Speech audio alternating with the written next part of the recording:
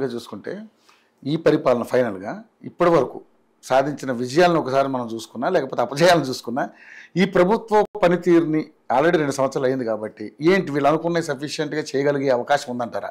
ఒక అనలిస్ట్గా మీరు చెప్పండి. నేను లాస్ట్ టైం మనం మాట్లాడుకున్నప్పుడు అనుకున్నాం 3-4 తప్పి వీళ్ళు ఇంతవరకు ఇంప్లిమెంట్ చేయలేరు. ఇట్లా ఎలక్షన్స్ లోకల్ బాడీ కనుక పోతే వీళ్ళ కొంప మునిగిపోతుంది, 3వ స్థానం ఉంది అనుకున్నాం. ఈ లోపల రైతు బంధు వేసేసారు.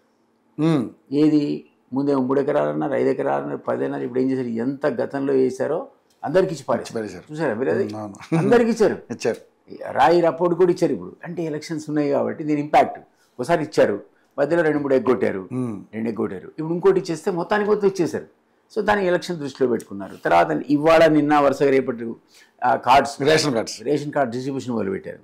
సో కొంత ఎఫర్ట్ అదనంగా జరుగుతున్నట్టుగా అనిపిస్తుంది. మిగిలిన 2-3 అయితే మీరు అన్న మహిళలకు ఇస్తానటువంటి 2500 ఒకటి, నిరుద్యోగ భృతి, ఇట్లాంటివి కూడా వాళ్ళకి 4000 పెంపు, ఇట్లాంటివన్నీ కూడా మీరు రేపు నోటిఫికేషన్ ఎట్లాగో మనకు తెలుసు లేట్ అవుతుందని. మన లాజిక్ ఏంటంటే ఏదో కోర్టు గేటు గందరగోళం అవుతుందని అనుకుంటున్నాం, తెలియదు. ఆర్డినెన్స్ ఎట్లా వస్తుంది లేదా బిల్ వస్తుందా చూడాలి. ఈ లోపల కనుక ఇవి కూడా వాళ్ళు ఇంప్లిమెంటేషన్ స్టార్ట్ చేస్తే ఇంకా పూర్తి చేయాల్సిన అవసరం లేదు, మొదలు పెడితే చాలు, చేస్తే కాంత మార్పు ఉంటుంది అన్నమాట వాస్తవం. ఎందుకంటే నేను కూడా ఇప్పుడు ఉన్నటువంటి సినారియో మనం గమనించాం, కొద్దిగా మారింది. మనం లాస్ట్ టైం ఆడుకున్న దానికి ఇప్పటికీ మీరు అన్నారు చాలా సార్లు గంటాపదంగా చెప్పారు. వీళ్ళు కనీసం అందులో కొన్నన్న వాళ్ళు చేయగలిగితే లోకల్ బాడీ ఎలక్షన్ వెళ్ళగలుగుతారు, లేకపోతే వెళ్ళలేరు అన్నారు. ఆ 3 ఇంకో 3 యాడ్ చేస్తేనే పోగలుగుతారు, అదర్వైజ్ థర్డ్ ప్లేస్ అని చెప్పారు ఎన్నోసార్లు. అవును. సో ఇప్పుడు కాస్త మెరుగుపడేది. మిగిలిన 2-3 హామీలు కూడా వాళ్ళకన్నా చేస్తే డెఫినెట్లీ బీఆర్ఎస్ ఇంకా అంత తొందరగా ప్రజలు ఇవ్వరు కదా. అవును. కాంగ్రెస్ మీద ఫెయిల్యూర్ అయితే ఎవరు లేకపోతే వాడినే లేపుతారు. కాంగ్రెస్ బీజేపీ కొంచెం ఊపి వచ్చింది, అనుమానం ఏం లేదు. ఎంత రామచంద్రరావు చాయిస్ కరెక్ట్ కాదని ఎవరన్నా, రామచంద్ర అనేవాడు అజాత శత్రువు, ఎవరితో గొడవ ఉన్నాడు గాడు. అంతకుముందు ఏదో అరవింద్కి ఇచ్చినా, ఈటలకి ఇచ్చినా, ఇంక రఘునందన్కి ఇచ్చినా వర్గాల పోరు ఉండేది, దాన్ని వెంటనే ఆపగలిగారు. ఇది ఎక్కడికి తీసుకుపోతాడని మనకు తెలియదు. కానీ నిజంగా సార్ అంటే ఈ విషయం నేను మాట్లాడతాను, ఈ విషయం కూడా అడుగుతాను. ఇప్పుడు నిజంగా రామచంద్రరావు గారిని పెట్టడం వెనకాల సరే వాళ్ళు వేసిన ఐడియా అయితే ఏ విధంగా ఉందో మనకు తెలియదు, కానీ సడన్గా అంటే ఎప్పటి నుంచో పార్టీ నుండి పెట్టుకున్నట్టు వ్యక్తికి అవకాశం ఇవ్వాలని ఎలా అనిపించిందంటే, కానీ నిజంగా రేపు పార్టీ బలోపేతం కోసం అంటే ఆయనకు సౌమ్యుడు, పెద్దగా దీని మీద అగ్రెసివ్గా పోలేడు కానీ బట్ అందరికి ఆమోదయోగుడు. అదే పార్టీలో ఉన్న వాళ్ళందరూ సమన్వయంగా నడిపించగలిగాడు. కానీ మరి పార్టీని బయటికి తీసుకెళ్లాలంటే ఎలాగా? ఇప్పుడు రేవంత్ రెడ్డిలాను దూకిచ్చి ఉరికిచ్చి చేసినట్టు కేటీఆర్ లా ఉరికిస్తానటువంటి పరిస్థితి అందరికి ఉండదు, జాగ్రత్తగా పోతాడు.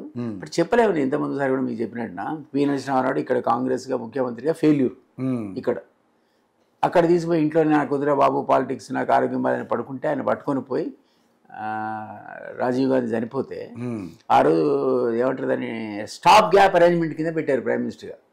మళ్ళీ 6 నెలల్లో డిసైడ్ అయిపోయారు, మాలో మేము డిసైడ్ చేసుకుంటాం అనే పరిస్థితికి ఈయన తీసుకొచ్చి అక్కడ పెడితే నంద్యాలలో యునానిమస్గా ఇక్కడ గెలిపించే పరిస్థితి. ఎన్టీఆర్ ఎవరు అభ్యర్థిని కూడా పెట్టలా, తెలుగువాడు ప్రధానమంత్రి అవుతున్నాడు, ఇంకేం కాంటెస్ట్ అన్నాడు. నామినల్గా ఎవరు నిలబెడితే డిపాజిట్ కూడా రాలేదు అనుకోండి. అట్లాంటి పి నరసింహారావు 5 ఏళ్ళు అసలు ఈ దేశాన్ని సరళీకృత ఆర్థిక విధానం ద్వారా ముందు తీసుకెళ్ళిపోయాడు.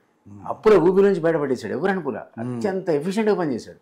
ఎందుకు చెప్తున్నా ఎగ్జాంపుల్ అంటే అట్లా సౌమ్యుడు, రామచంద్రరావు అదే అభిప్రాయం రామచంద్ర మీద ఉంది అందరికి. మరి ఆయన కూడా మీరు అదే రకంగా అంచనా వేస్తే ఇప్పుడు ఈ అధ్యక్ష భాషలు వచ్చాయి, మరి రేపు పీవీలాగా సక్సెస్ఫుల్ అవుతాడేమో అంటున్నా. అవును సార్, మనం ఆయన కూడా తక్కువ ఇప్పుడు కొంతమంది సైలెంట్ గా ఉన్నా వాళ్ళ రాజకీయ అవకాశం వస్తే ఒక్కోసారి వాళ్ళ వర్క్ చూపిస్తారు, ఆయన కూడా చూపిస్తాడు. మీరు అంటే లాయర్లు ఎక్కడ పక్కకు జరగలేదు, ఓడినా గెలిచినా అంటి పెట్టుకున్నాడు పార్టీని. సో అది యాక్సెప్టెన్స్ వచ్చింది. అదర్వైజ్ ఈ గ్రూపులు తనుకొని వచ్చేవి, అనుమానం లేదు. కాబట్టి దానికి అతీతంగా వీళ్ళు నిర్ణయం తీసుకున్నారు. చూడాలి, వీ కాంట్ సే ఆ ఆపర్చునిటీని ఆయన ఎట్లా వాడుకుంటాడో కాలం నిర్ణయిస్తుంది. ఓకే సార్, ఇప్పుడు మరి నిజంగానే స్థానిక సంస్థల ఎన్నికలు సెప్టెంబర్ 30లో పెట్టాలంటున్నారు. మరి ఎంతవరకు అయ్యే అవకాశం ఉందంటున్నారు? నేనైతే నమ్మట్లేదండి.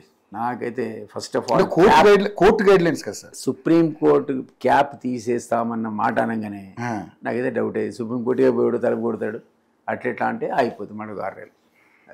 కానీ ఒక ప్రాబ్లం ఏంటంటే మీరు లోకల్ బాడీ ఎలక్షన్స్ ఎంత ఆలస్యం చేస్తే నేరుగా నిధులు రిలీజ్ అవుతున్నాయి కేంద్రం నుంచి. లోకల్ బాడీ ఉంటేనే నిధులు వస్తాయి. మీరు స్పెషల్ ఆఫీసర్స్ నడిపిస్తానంటే ఆ డబ్బులు రావు. సరే దానివల్ల రాష్ట్రం నష్టపోతుంది బాగా. ఎంత త్వరగా వాళ్ళు పెట్టుకుంటే అంత మంచిది. సో నిజంగానే గ్రామాలకు కూడా కాదు నిధులు అసలు రూపాయి లేదు కదా. కాంగ్రెస్ రూపాయి లేదు. Dependent on government of India. వచ్చేది రాకుండా నువ్వు బ్లాక్ చేసి స్పెషల్ ఆఫీసర్స్తో పరిపాలిస్తా అంటే ఎట్లా? సో అందువల్ల ఎంత త్వరగా వాళ్ళు పెట్టాలి అంత మంచిది అనేది నా అభిప్రాయం. Thank you sir. మరిన్ని అప్డేట్స్తో మళ్ళీ కలుసుకుందాం sir. Thank you so much.